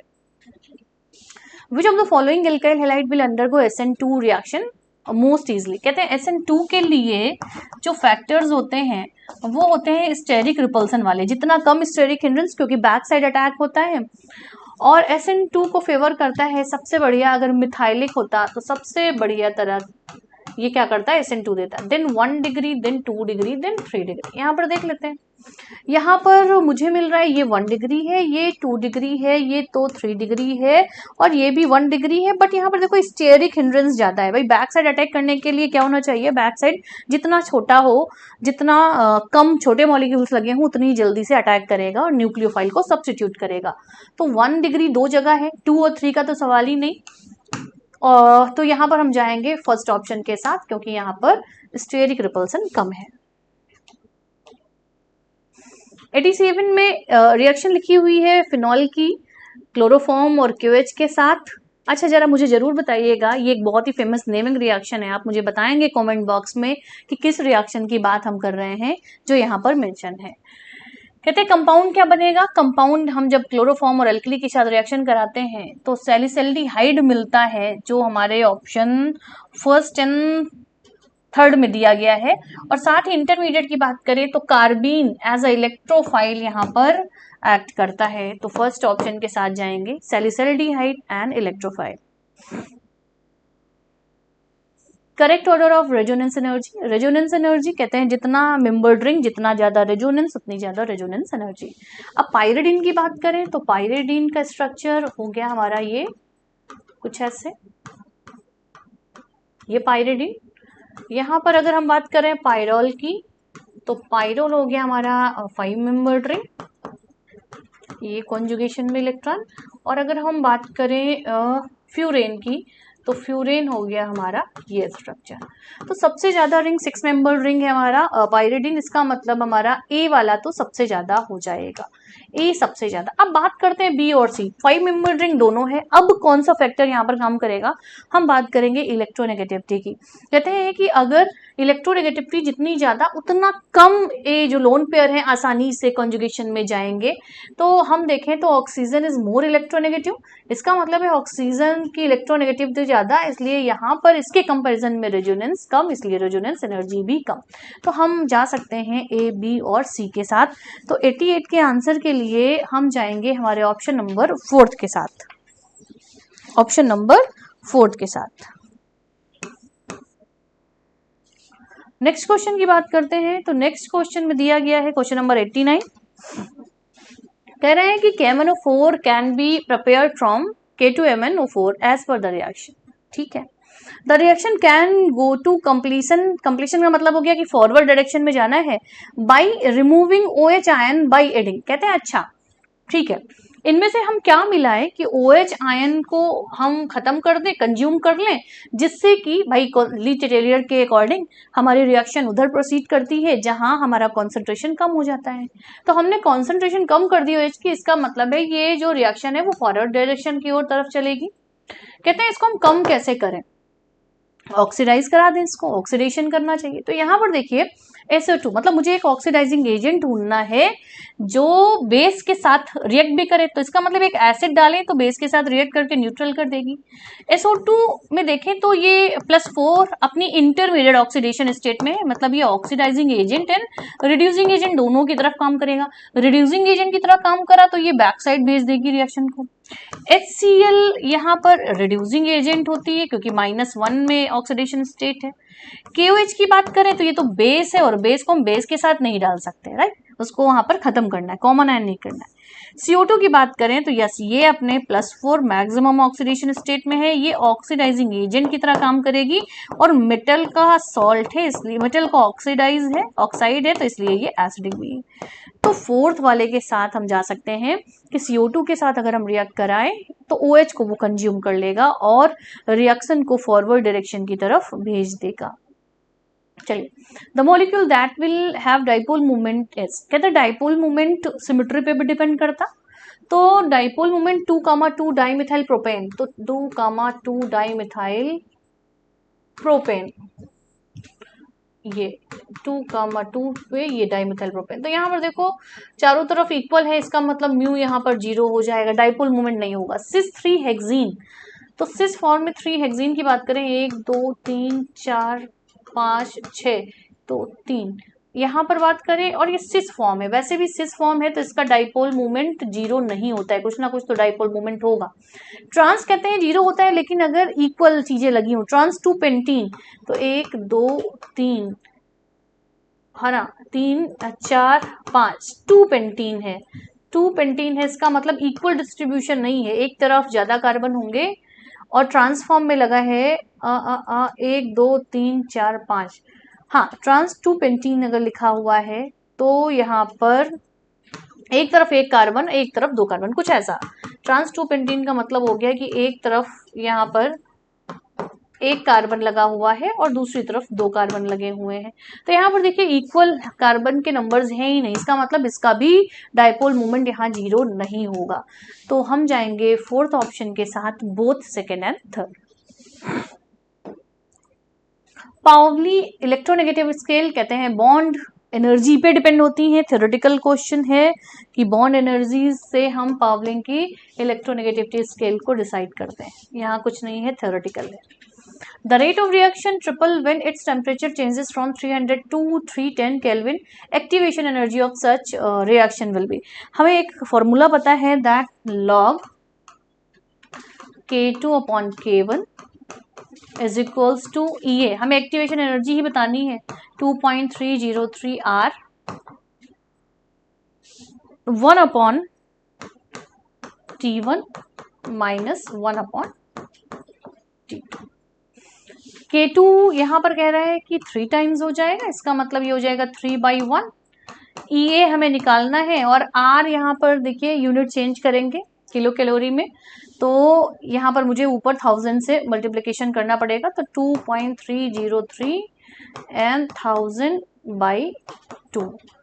1 अपॉन T1 दिया गया है 300 माइनस 1 अपॉन 310। ये हमें सॉल्व करना है भाई, ये कैलकुलेशन है जो आपने करनी है। कैलकुलेशन करेंगे, log 3 की वैल्यू रखेंगे और उधर हम करेंगे, तो कैलकुलेटेड वैल्यू जो आएगी दैट इज 20.5 के आसपास की वैल्यूज। ये आपको निकालना है, आपको सभी की वैल्यू आपको पता हो, ठीक। तो यहाँ कैलकुलेशन थोड़ी लेंदी हो सकती है, ये आपने करना है। The common feature among the species CN minus CO and NO plus R। कहते हैं कि कॉमन फीचर्स क्या हैं, तो CN माइनस अगर देखें तो इलेक्ट्रॉनों की बात करें तो कार्बन 6 और ये 7 और एक माइनस चार्ज, मतलब 14 इलेक्ट्रॉन। CO की बात करें 14 इलेक्ट्रॉन, NO प्लस की बात करें तो भी यहाँ पर 14 इलेक्ट्रॉन। और मुझे पता है कि बॉन्ड ऑर्डर की बात करें, जैसा कि ऑप्शन में दे रखा है, तो फॉर 14 इलेक्ट्रॉन आप चाहो तो ट्रिक से लगा सकते हो, बॉन्ड ऑर्डर आता है 3। तो देखो कुछ स्टेटमेंट दिए गए हैं कि बॉन्ड ऑर्डर 3 एंड आइसोइलेक्ट्रॉनिक, बात तो बिल्कुल सही है पहली वाली ही, लेकिन फिर भी पढ़ लेते हैं। Bond order 3 but weak field ligand, नहीं बेटा ये स्ट्रॉन्ग फील्ड लिगेंड, जैसे CN minus CO strong field ligands है। बॉन्ड ऑर्डर 2 नहीं, गलत हो गया, iso electronic and weak field ligand नहीं, तो पहला वाला ही हमारा सबसे एक्यूरेट आंसर होगा। विच of the following compound not found in nature. अब ये हो गया आपका लर्निंग वाला पोर्शन, जैसे थैलियम का ट्राई आयोडाइड दिया गया, नहीं पाया जाता। मैंगनीज फ्लोरीन F7 के साथ नहीं पाया जाता। CuI2 नहीं पाया जाता। इसका मतलब जितने भी दिए गए हैं वो नेचर में अकरिंग नहीं है। For which of the following equation the given product are incorrect. Okay, यहाँ पर कुछ इक्वेशन थी, जैसे अगर हम कॉपर की कॉन्सेंट्रेटेड H2SO4 के साथ रिएक्शन कराते हैं तो कॉपर सल्फेट बनता है, साथ में SO2 एंड वाटर, बिल्कुल ठीक है रिएक्शन। कॉपर की रिएक्शन कराएं अगर नाइट्रिक एसिड के साथ तो कॉपर नाइट्रेट एंड NO2H2O, ये भी ठीक है बेटा। K2MnO4 को भी एक रिएक्शन आई भी थी इसके पहले, तो सेम हमारा बनता है, ये भी ठीक है। लास्ट की बात करते हैं Mn2 प्लस और H2O8 माइनस में हमने बनाया MnSO4 और O2। यहाँ पर ये थोड़ी सी मिस्टेक है, अगर हम प्रोडक्ट की बात करेंगे तो पर मैग्नेट्स बनेंगे, यहाँ पर पोटेशियम के पर मैग्नेट बनेंगे, इसका मतलब MnO4 माइनस होना चाहिए एंड SO4 -2 ये बनने चाहिए। यहाँ पर ये रिएक्शन गलत दी गई और हमसे यही पूछा गया था कि किसका प्रोडक्ट सही नहीं दिया गया है। नेक्स्ट बात करें, सेट वाली रिएक्शन है। पहली रिएक्शन कुछ रेव रिएक्शन बोलते हैं। यहाँ पर हमने क्या किया, एसिडिक हाइड्रेशन कराया और हमें पता है कि यहाँ पर एसिटिलीन है, एसिटिलीन से पहले इनॉल बनेंगे, बॉन्ड टूटेंगे, एक तरफ H, मतलब ये हाइड्रेशन है, एक तरफ OH और फिर से इनॉल रीअरेंज कर लेगा और ये बना लेगा एसिटिल्डिहाइड। अब एसिटिल्डिहाइड रिड्यूसिंग एजेंट के साथ रिएक्ट करे, लिथियम एल्युमिनियम हाइड्रेट, ये इसको चेंज करता है एल्डिहाइड्स को प्राइमरी अल्कोहल्स में, और Br2 और NaOH। अच्छा तो देखो यहाँ पर इसको हम ऐसे भी लिख सकते हैं क्या, CH3CHOH एंड HCS2H। हमें पता है कि अगर ये वाला टुकड़ा ब्रोमीन और एल्कली के साथ आए तो ये हेलोफॉर्म रिएक्शन में पार्टिसिपेट कर सकता है। सिंगल अल्कोहल है ये प्राइमरी जो ब्रोमोफॉर्म रिएक्शन देती है, तो ये क्या बना लेगा, क्या यहाँ पर ब्रोमोफॉर्म बन जाएगा। तो फाइनल जो हमारा Z है जो पूछा जा रहा है दैट इज ब्रोमोफॉर्म।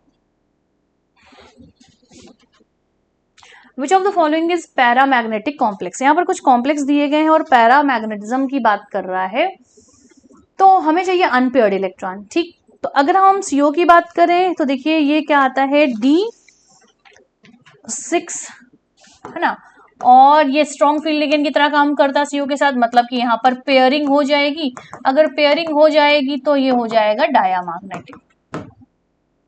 Mn की बात करें तो D5, अब D5 में कुछ भी लगाओ 5 इलेक्ट्रॉन्स है तो पेयरिंग नहीं हो पाएगी, इसका मतलब यहाँ पर ये हो गया पैरामैग्नेटिक। चलो एक आंसर तो मिल गया, लेकिन फिर भी हम आगे चेक करते हैं। CO की बात करें, कोबाल्ट स्ट्रॉन्ग फील्ड लिगेंड के साथ है, अगर स्ट्रॉन्ग फील्ड लिगेंड के साथ है तो वही D6 है और फिर से पेयर्ड हो जाएंगे, डायामैग्नेटिक। निकल की बात करें D8 स्ट्रॉन्ग फील्ड लिगेंड है, इसका मतलब ये भी पेयर्ड हो जाएंगे, डायामैग्नेटिक। तो हमारा पैरामैग्नेटिज्म करेक्टर आएगा सेकंड ऑप्शन के साथ, मैग्नीज के कॉम्प्लेक्स के साथ। विच of the following has the lowest nucleophilicity. Lowest की बात कर रहा है, तो ये देखिए आपको पीरियोडिक कॉन्जुगेट बेस दिए गए हैं, जैसे यहाँ पर ये बना CH4, ये बना NH3 से, एक बना होगा H2O से और एक बना HF से। अगर हम इनके कॉन्जुगेट बेस की बात करें, अच्छा एसिडिक करेक्टर की बात करें तो मुझे पता है कि सबसे बढ़िया एसिड ये होता है। कॉन्जुगेट बेस की बात करें तो ये आ जाएगा CH3 माइनस, NH2 माइनस, यहाँ पर हम साइन नहीं लगाते, NH2 माइनस और OH minus and F minus, है ना। अब हमें पता है कि पीरियड्स में जो बेसिक करेक्टर का ऑर्डर होता है वही हमारा न्यूक्लियोफिलिसिटी का भी ऑर्डर होता है।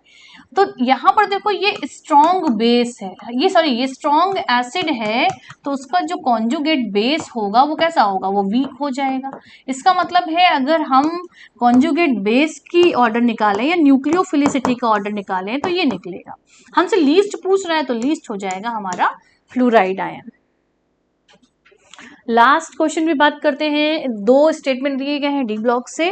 पहला है all the lanthanoids are the soft white metal, statement बिल्कुल सही, NCERT की लाइन दी गई है। थोरियम के बारे में बात किया है, सीरियम के साथ वाला member, thorium shows only +4 oxidation state, yes, सिर्फ और सिर्फ +4 ऑक्सीडेशन स्टेट ही दिखाता है, मतलब कि दोनों स्टेटमेंट इसके क्या है, करेक्ट है। तो आई होप कि आपके सारे क्वेश्चन के आंसर मिल गए आपको, आपने मैच कर लिया है कि कितना स्कोरिंग आपकी बनेगी, क्या गलतियां हुई हैं और क्या आपको आगे सीखना है। मिलते हैं बहुत जल्द, कल की डेट में हम लोग अपना रैपिड फायर लेके, जो कि होगा नीट, जो कमिंग संडे है नीट के लिए। Thank you so much.